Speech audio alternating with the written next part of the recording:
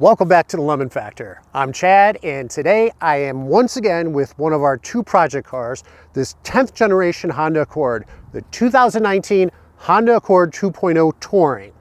During one of our last videos, we took our car, now with an upgraded FK8 Hybrid Turbo, specifically the Kuro Turbo, to the dyno to see how much horsepower, how much torque it produced. And man, I was amazed. I was so surprised, and I think a lot of you were surprised as well by how much horsepower and torque this produced. This turbo has been great. I love the, relatively speaking, quick spool up and the high horsepower on the top end. That graph is just linear all the way to red line. But today, we're going to take it even further.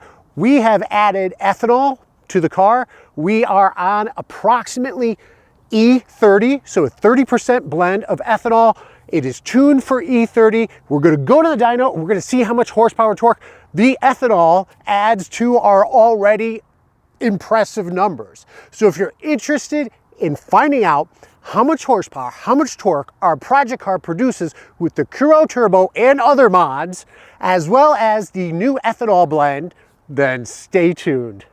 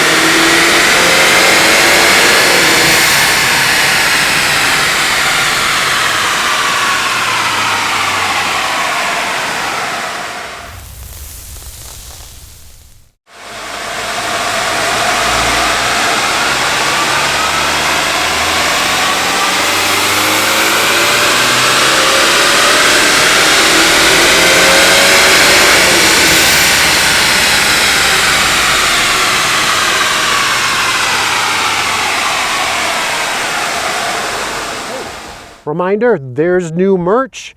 I will leave a link in the description below. It's a link to our Etsy store. Nice soft cotton. It's $25 shipped. There's a whole bunch of different shirts out there, and I'll be cycling through them. I'll take some off. I'll put new ones on.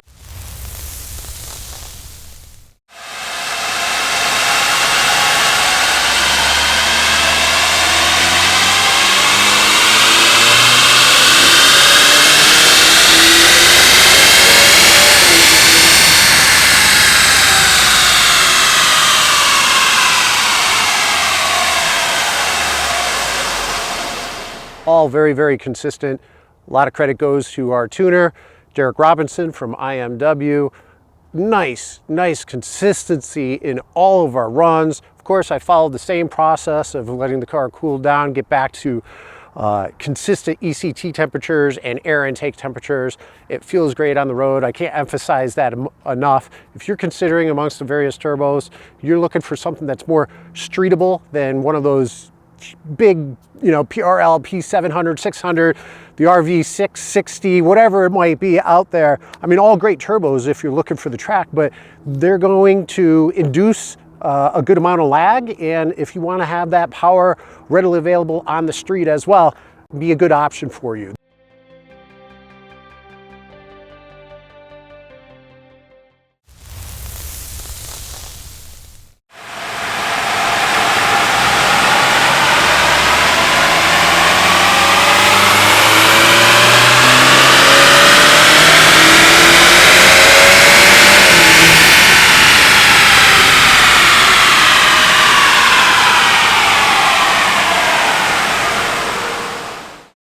I love it.